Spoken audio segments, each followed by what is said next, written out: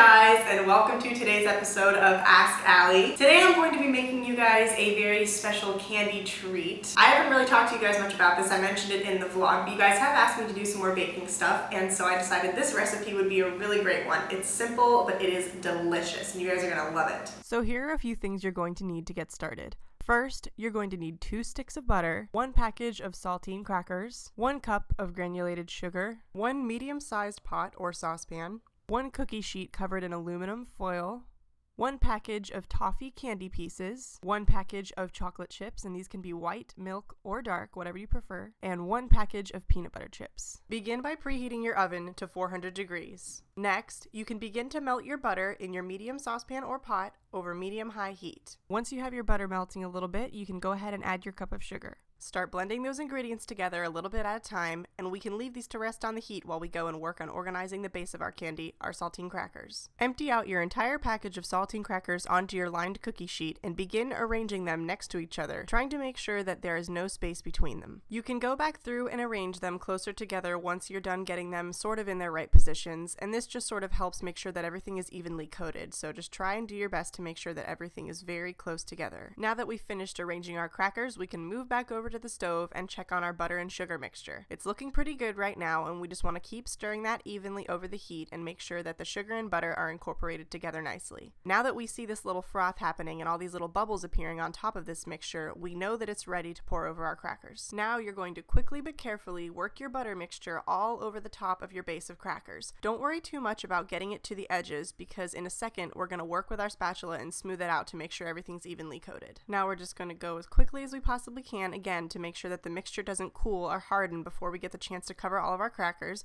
And we're just going to work the spatula over and make sure that no cracker is left dry, because this is the base of our candy and we want to make sure that everything is really nice and even. Now go ahead and pop your crackers into the 400-degree oven for 5 to 6 minutes until the mixture starts to bubble. Once you see it bubbling, take it out, and you're going to want to work very quickly because you're going to use the heat from the pan to melt your chocolate. Go ahead and dump your entire bag of chocolate chips over the top of your candy while it's still hot. Now remember, you can use any kind of chocolate chips you want for this, but today we chose to use milk chocolate pieces. Then I'm adding my peanut butter pieces on top of the chocolate, and again, this step is optional. You're going to start to see your peanut butter and chocolate chips melting really nicely because of the heat from your pan, and once you see that start to happen, you can just use your spatula and start to spread that chocolate all over the top of your crackers. Once you're finished evenly distributing your melted chocolate, you can go ahead and just smooth over it one more time because this is going to be the top of your candy and you want it to look nice. Last but not least, you're going to take your bag of toffee candy pieces and just work those over the top of your chocolate mixture as evenly as you possibly can. Go ahead and pop your candy in the fridge for 30 to 45 minutes until hardened. You're going to know when it's finished because you can take the pan out of the refrigerator and lift it up by the foil, and the candy should stay together in one piece. So now that we've done that little test and we know it's ready, we can break it up and eat it, which is the best thing ever. I cannot wait to try this.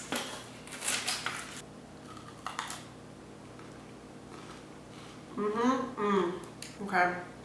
The end. Game over. Alright everybody, that's it for today's episode of Ask Alli. I hope you guys enjoyed it, and if you get the chance to make this recipe, please tweet me a picture of it and let me know how it went for you. And because this is Ask Alli, please feel free to leave me some suggestions in the comments for anything that you'd like to see me talk about here on this channel. Alright, now I'm seriously gonna go and just devour this entire pan. Thanks for watching, guys. We'll see you next time.